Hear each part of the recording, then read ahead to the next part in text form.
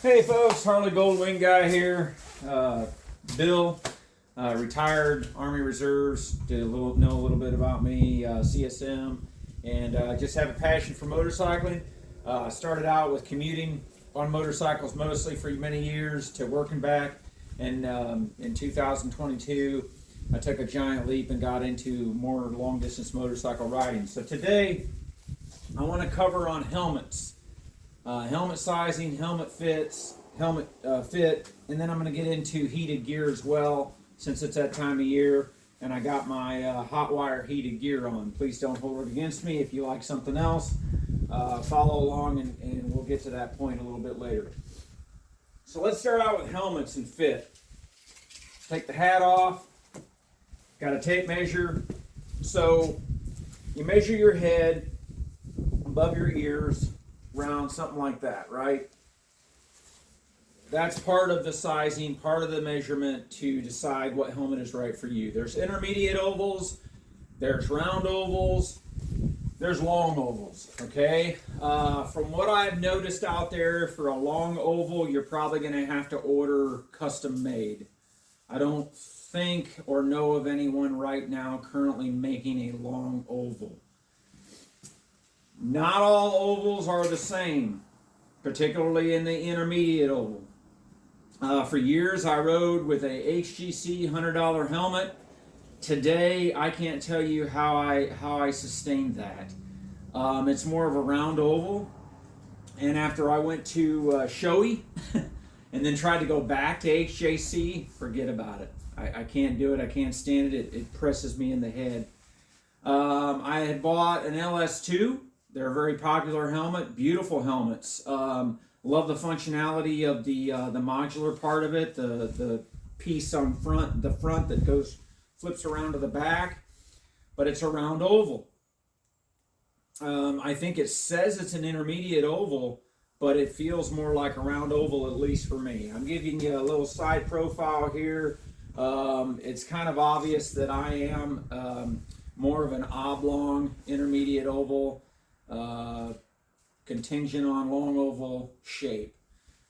So the LS2 disappointed me. I try not to buy helmets and boots online unless I specifically know exactly what I need and what I'm getting, especially if they don't have like a 30-day return policy.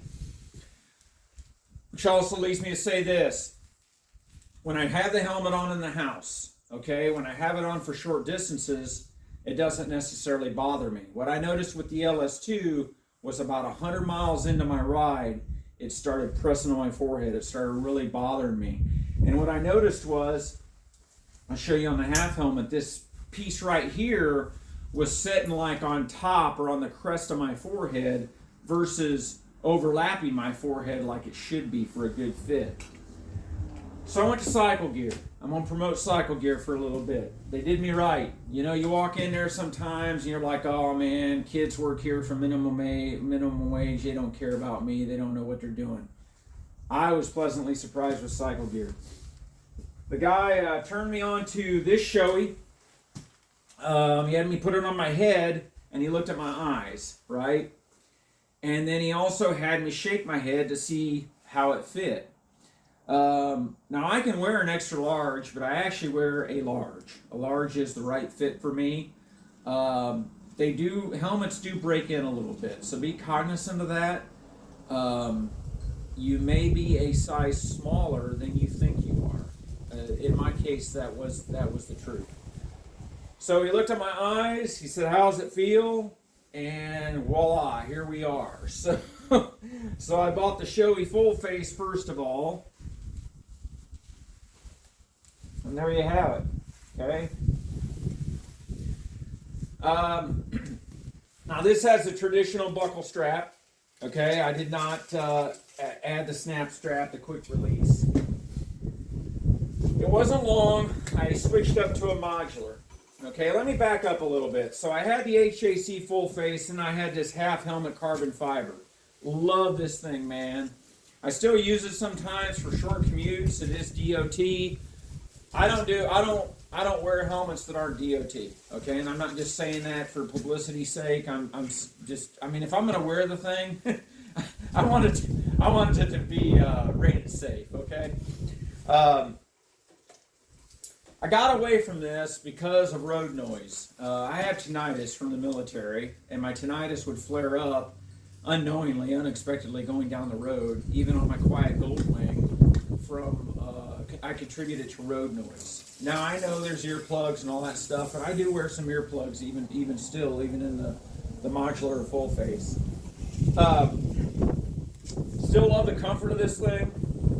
Not judging anybody that does the half helmet thing, I get it, but for long distance purposes, I went away from it. I carried 2 helmets for a while. I'd switch back and forth from the full face to the half helmet when it would get hot, stuff like that, okay?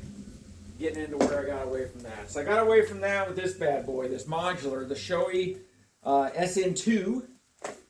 Bought this a few years ago. It's a little worse for wear now. It's been dropped a few times. By the way, you can wear a helmet after it's been dropped. That's a myth that you can't. Okay, go Google it. I'm not going to get into details. Please don't slam me. Go out there and Google it for yourself and figure it out.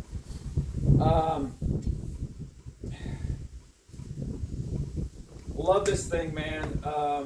The modular thing is a spoiler. It's got the quick release that came with it on the chin strap. Can drink my coffee going 70 miles per hour down the road.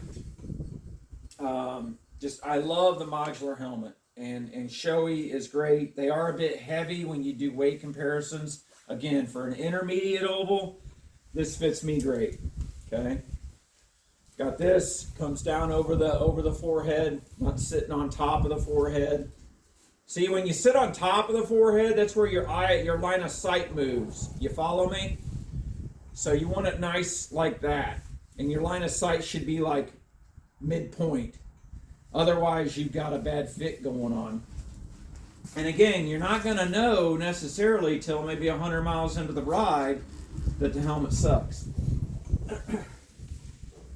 Man, I got this on a deal, this SN3, and this is part of why I love Amazon. So I ordered an SN2. They didn't have my size, so they upgraded me to the SN3 for the price of the SN2. I will tell you, neither of these are better than the other. Okay, the SN3, the front vent, actually it's more difficult to open and close than on the SN2.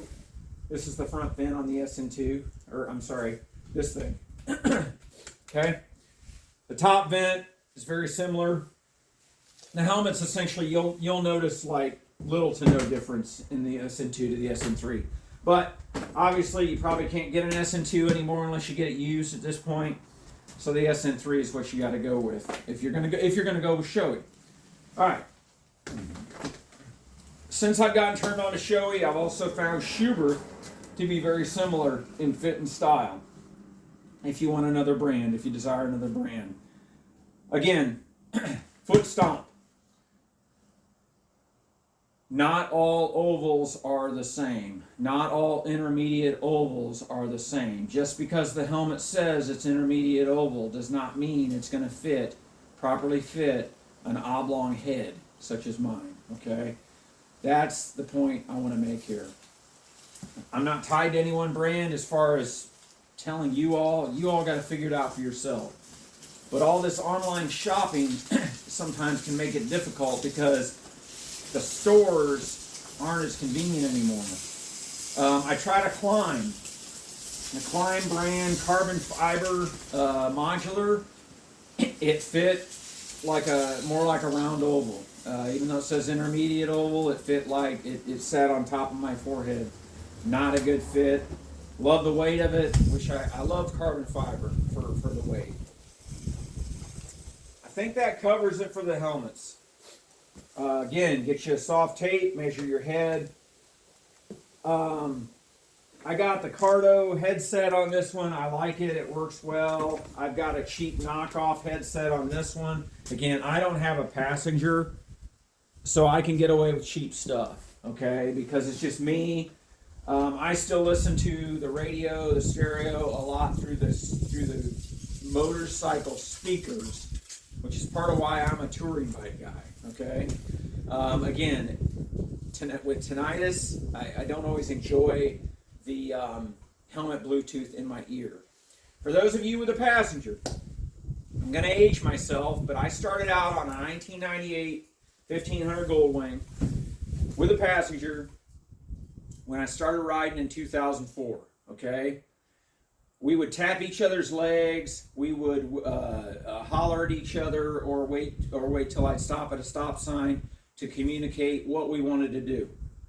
Okay, it is possible. We would sit there and enjoy the ride. We did not have helmet comm capabilities going on. Even though the Goldwing came with hardwired helmet comms you could use, we didn't own that.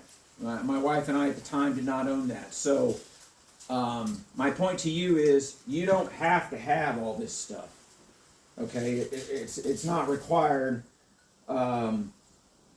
If it frustrates you, drives you nuts, it ain't worth it, because this is supposed to be an enjoyable hobby.